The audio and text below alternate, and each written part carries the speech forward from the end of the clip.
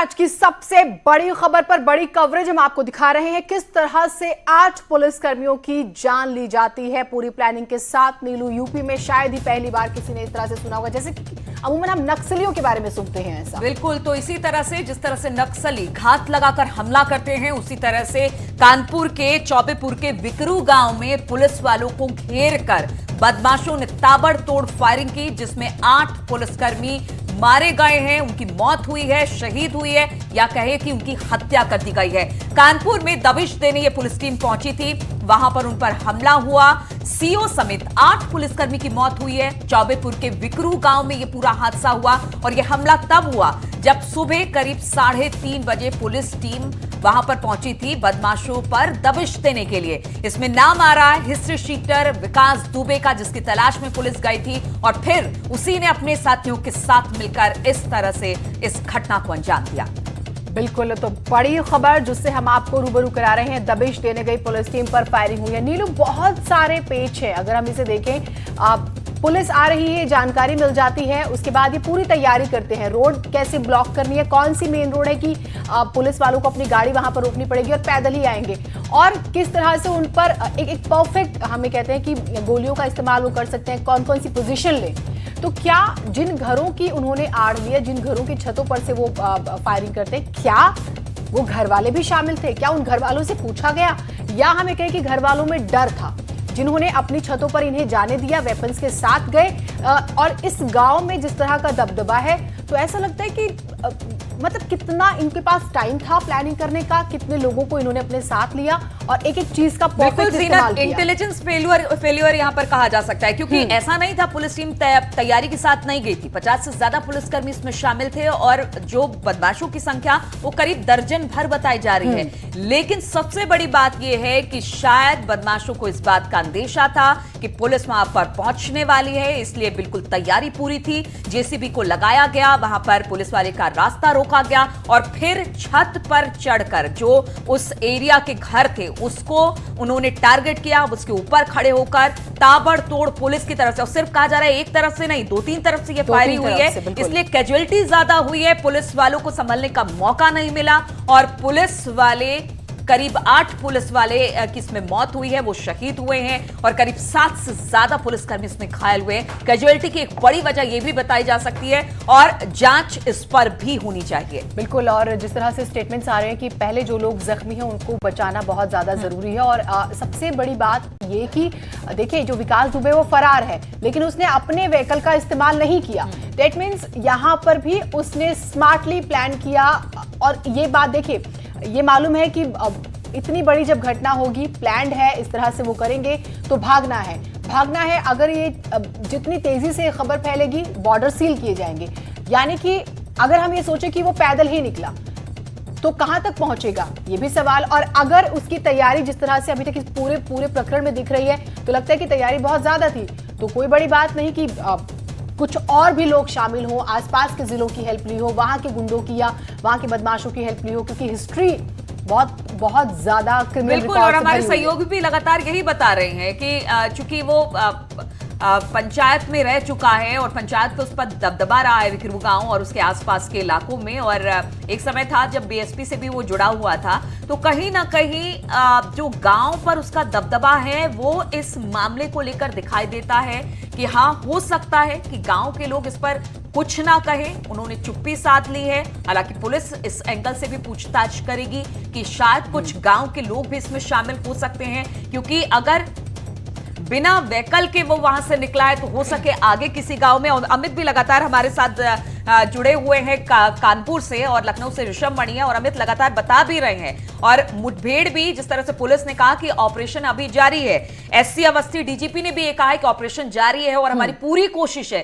कि जल्द से जल्द जो बदमाश है उनको पकड़ा जाए। बिल्कुल, तो ये तस्वीरें भी हम आपको दिखा रहे हैं, ताजा अपडेट्स भी आपको सारी दे रहे हैं, और हमारे साथ अमित जुड़े हुए हैं। अमित जी, ये जो पूरी घटना है, अब इसमें एक पॉइंट पर मैं चाहूंगी कि आप एक बार बात करें। आपने हमें वो खून से सनी सड़कें दिखाई, वो नालियां दिखाई, वो तमाम तस्वीरें दिखाई, आपने वहां पर पुलिसकर्मियों से बात भी की। अब जरा उन घरों के बारे में भी बताइएगा जिन घरों पर चढ़कर इन बदमाशों ने इस पूरी घटना को अंजाम दिया।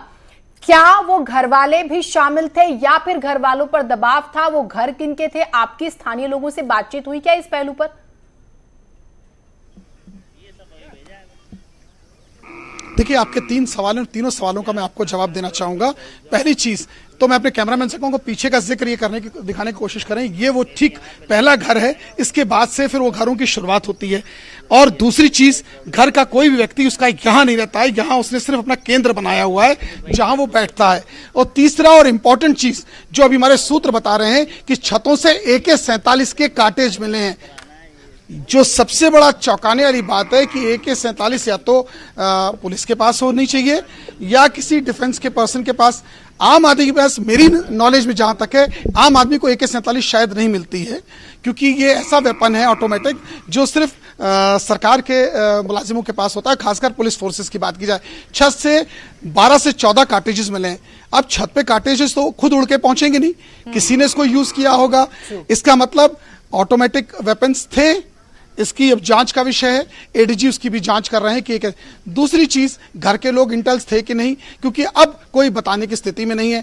गांव में उसका इतना खौफ या उसका इतना पकड़ या उसकी इतनी अच्छी ग्रिपिंग है, गांव वाले साफ कहते हैं भैया हमें नहीं मालूम कहाँ हुई रहो। सीधी देसी भाषा, भैया आपने कुछ देखा? हमें नहीं मालूम, हम तो सोए रह।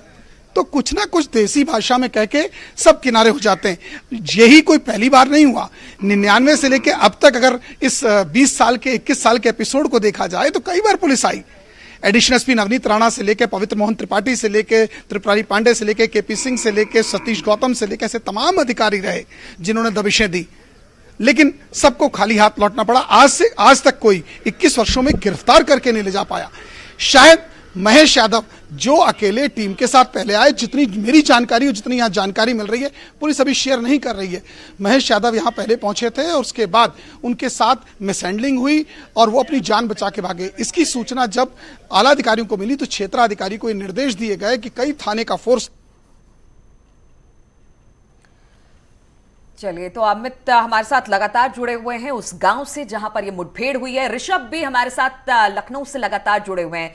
ऋषभ, अब जब इस पूरे मामले को देखा जाए, जिस तरह से पिछले कई सालों में इस तरह से नहीं हुआ कि पुलिस को इस तरह से घेर कर मारा गया, उसमें भी तब जब योगी सरकार अपराधियों के खिलाफ सख्त दिखाई दे रही है और लगातार ऑपरेशन की जा रही है कि किसी तरह से अपराधियों को पकड़ा जाए, उनको जेलों में भरा जाए, लेकिन उसके बाद विकास दुबे नाम का एक शख्स जो इतने बड़े अपराध को अंजाम देता है, यह सरकार पर भी सवाल खड़े करता है, पुलिस पर भी सवाल खड़े करता है। और अगर पुलिस को इन सवालों के जवाब नहीं तलाशेगी तो बहुत मुश्किल हो जाएगी, क्योंकि लगातार ये जो सरकार है वो जीरो टॉलरेंस की बात करते हैं।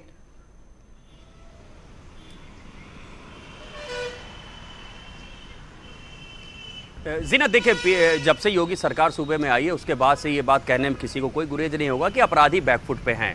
जो संगठित अपराध है वो भी कम हुआ है। लगातार पुलिस ने अपनी कार्रवाई की हैं, एनकाउंटर्स हुए हैं, हाफ एनकाउंटर्स हुए हैं और कोर्ट के माध्यम से प्रोसिक्यूशन कराया गया है, लोगों को सज़ा भी दिलाई गई है। लेकिन एक बात ये जो वाकया कानपुर नगर का है, ये पूरे सिस्टम के ऊपर, पुलिस के इकबाल के ऊपर सवालिया निशान ज़रूर लगा देता है। जब पुलिस को मालूम था विकास दुबे इतना शातिर अपराधी है तो पहले से ही उसकी घेरेबंदी कोर्ट के माध्यम से क्यों नहीं की गई? उसके पुराने मुकदमों को क्यों नहीं खंगाला गया? उसको पुराने मुकदमे ही उसको जेल क्यों नहीं भेजा गया? जो मेरी जानकारी है, एक मामले में उसको आजीवन कारावास हो चुकी है, सिद्धेश्वर पांडे हत्याकांड था। इसके बाद वो बाहर चल रहा था फिलहाल बेल पे। तो जब वो बेल पे बाहर चल रहा था, उसकी एक्टिविटीज़ क्या थी? क्या वो अभी भी अपराध में संलिप्त था? क्या वो अपराधियों को संरक्षण दे रहा था? क्या उसको कोई राजनीतिक संरक्षण प्राप्त था? क्या उसको कुछ पुलिस कर्मियों का भी संरक्षण प्राप्त था? इन सारी बातों की जानकारी पुलिस को होनी चाहिए थी। एक अच्छी दबिश यही मानी जाती है कि पुलिस पूरी तैयारी के साथ जाती है, जितने एंट्री और एग्जिट पॉइंट होते हैं उनको चेक किया जाता है, वहां पर तैनाती की जाती है। और विकास दुबे जैसा अपराधी है, जब आप उसके आवास पर, उसके गांव पर दबिश देने जाते हैं तो ये मान के चलिए तैयारी ऐसी होनी चाहिए कि बुलेट प्रूफ जैकेट्स होनी चाहिए, जैसे आपने जिक्र किया अभी, और आपने जिक्र किया पुलिस वालों से इन्वॉल्वमेंट का, 2000 का ही एक मामला है। शिवली थाना क्षेत्र में ही साल 2000 में रामबाबू यादव की हत्या के मामले में विकास ने जेल के अंदर से साजिश रची थी, ये आरोप है उस पर, और ये कहा गया। और 2004 में भी उसने व्यवसायी दिनेश दुबे की हत्या की थी।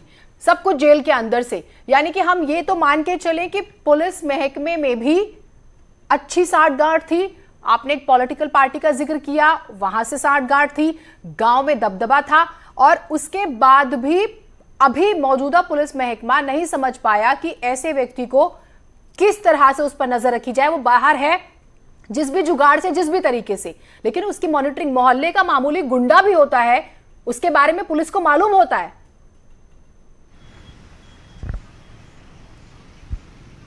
जी जीना, देखिए बिल्कुल सही बात है। ऐसा बहुत ही कम हो पाता है कि कहीं कोई अपराध हो रहा और पुलिस को उसकी जानकारी ना हो। कई फिल्मों में भी ऐसा दिखाया गया कि अगर किसी मंदिर के बाहर से ऋषभ, आपसे हम बातचीत करेंगे, लेकिन इस वक्त श्याम तिवारी हमारे साथ उस अस्पताल से जुड़ गए हैं जहां पर जो घायल पुलिसकर्मी है उनको ले जाया गया है और जिनकी मौत हो गई है, वहां के मॉर्चरी में उन पुलिसकर्मियों को भी ले जाया गया है। श्याम, क्या अपडेट देंगे वहां से?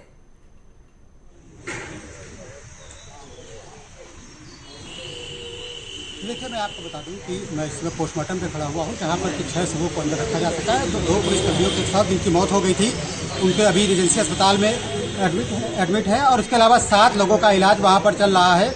इनमें से 2 की हालत काफ़ी गंभीर हुई है। इसमें एक प्राइवेट व्यक्ति भी शामिल है पुलिसकर्मियों के अलावा।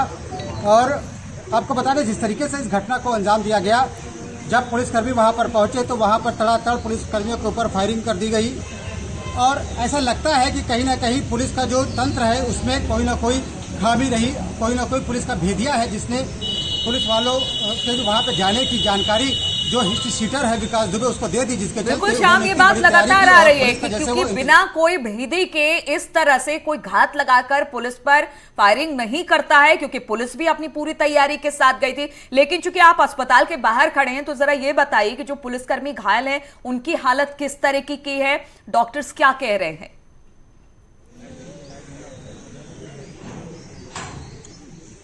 ये आपको बता दें कि अस्पताल में 7 लोगों का भी इलाज चल रहा है, जिसमें कि 6 पुलिसकर्मी हैं, और इसके अलावा एक प्राइवेट व्यक्ति है जो कि पुलिस के साथ पर मौके पर गया था, जिनमें से दो पुलिसकर्मियों के पेट में गली लगी हुई है।